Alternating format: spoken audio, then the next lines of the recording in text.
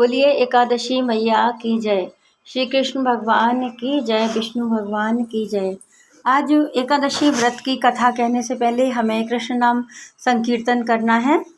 श्री कृष्ण गोविंद हरे मुरारी, हे नाथ नारायण वासुदेवा।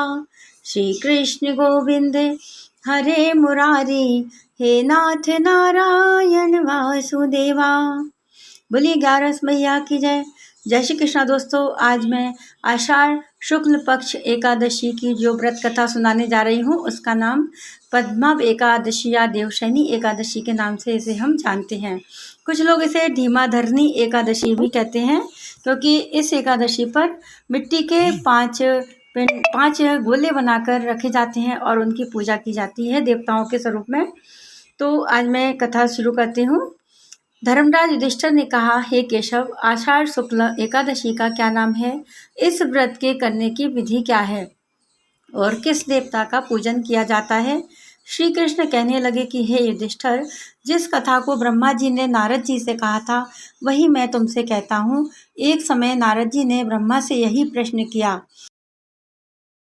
तब ब्रह्मा जी ने उत्तर दिया कि हे नारद, तुमने कलियुगी जीवों के उद्धार के लिए बहुत उत्तम प्रश्न किया है, क्योंकि एकादशी व्रत सब व्रतों में उत्तम है और इस व्रत से समस्त पाप नष्ट हो जाते हैं और जो आदमी इस व्रत को नहीं करते वे नरकगामी होते हैं।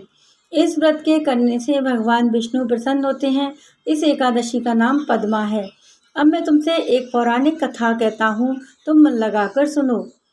सूर्यवंश में मांधाता नाम का एक चक्रवर्ती राजा हुआ है, जो सत्यवादी और महान प्रतापी था। वह अपनी प्रजा का पुत्र की तरह पालन किया करता था। उसकी सारी प्रजा धन्य धान्य से भरपूर थी और खुश थी।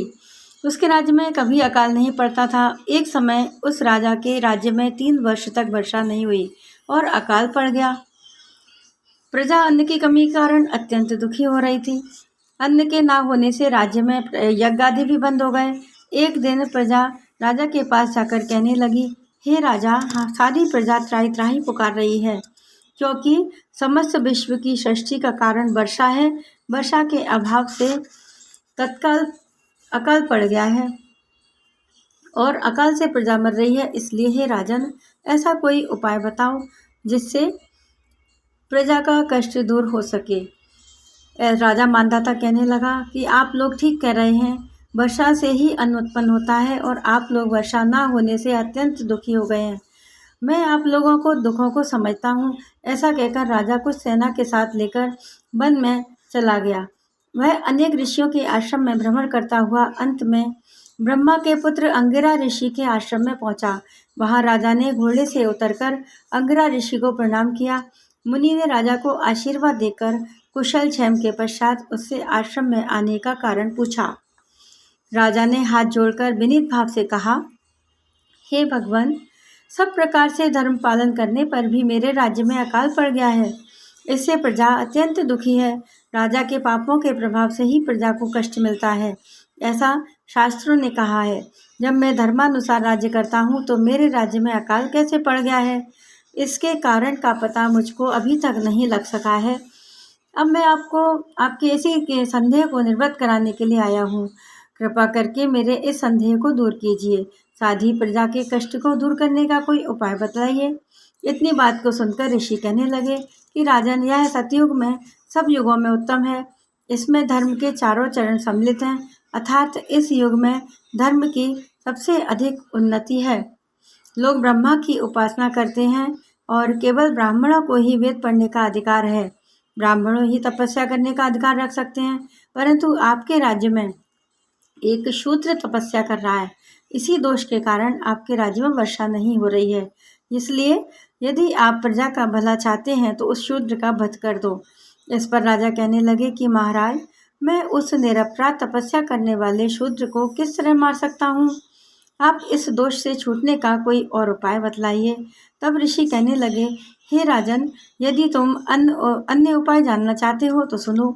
आषाढ़ माह के शुक्ल पक्ष की पद्मा नाम की एकादशी का विधि पूर्वक व्रत करो।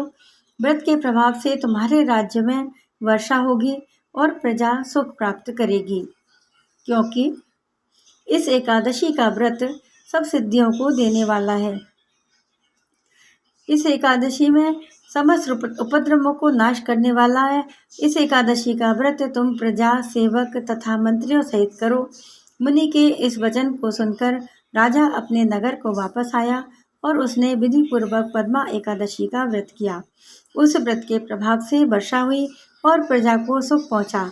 अतः इस मास की एकादशी का व्रत सब मनुष्यों को करना चाहिए।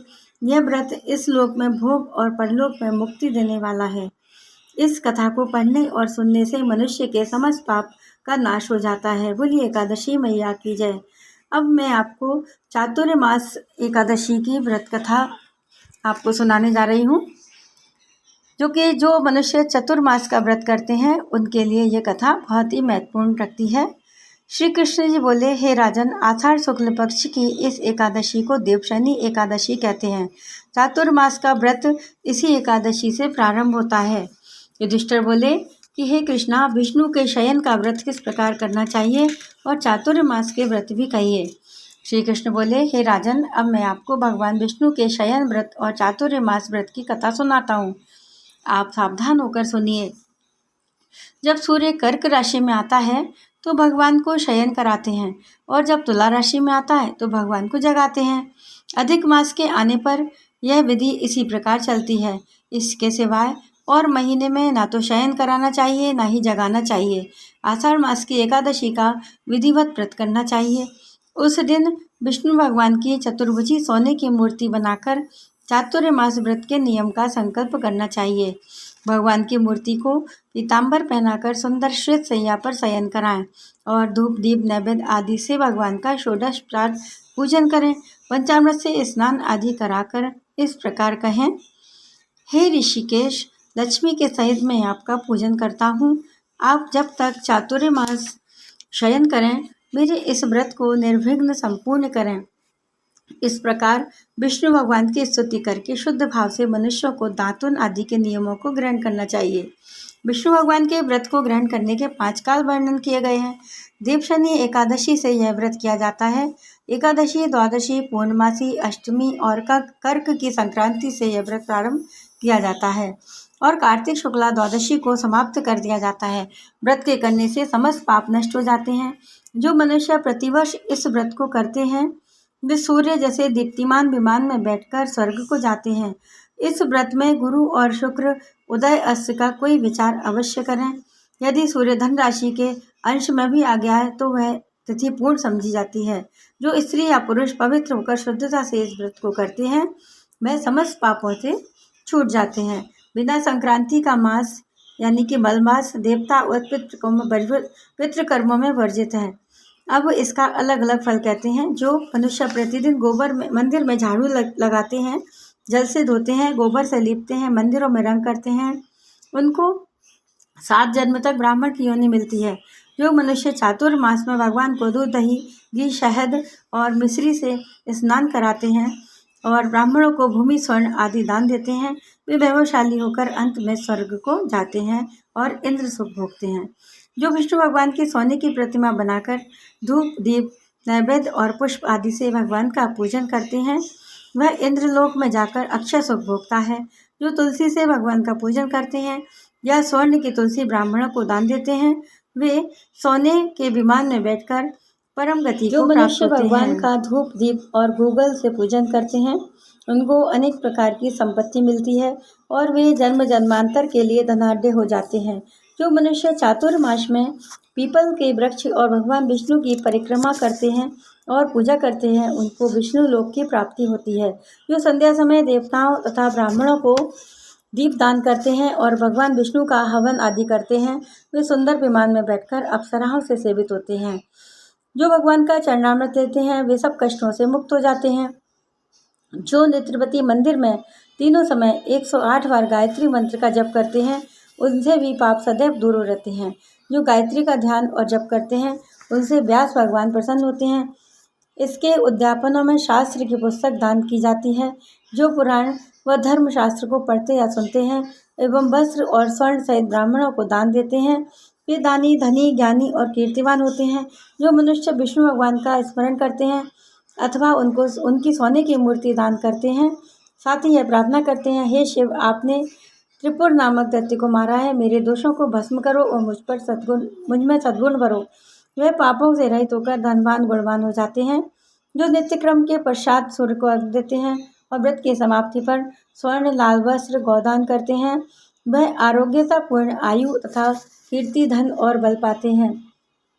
चातुर्मास में जो मनुष्य गायत्री मंत्र द्वारा तिलक्रम करते हैं और समाप्ति पर दान करते हैं, उनके समस्त पाप नाश होकर निरोगी शरीर मिलता है और सुपात्र संतान मिलती है।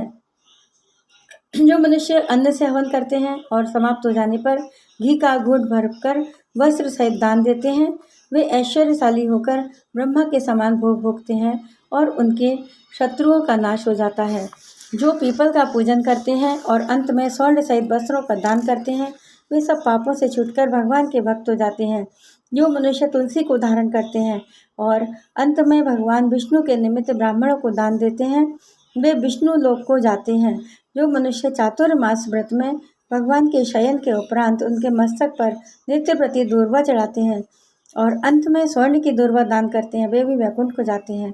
और जो दान करते हुए इस प्रकार की स्तुति करते हैं कि हे दूर्वे, तुम जिस भांति इस पृथ्वी पर शाखाओं सहित फैली हुई हो, उसी प्रकार मुझे भी अजर अमर संतान दो। इस प्रकार स्तुति करके सोने की दूर्वा ब्राह्मण को दान कर दें।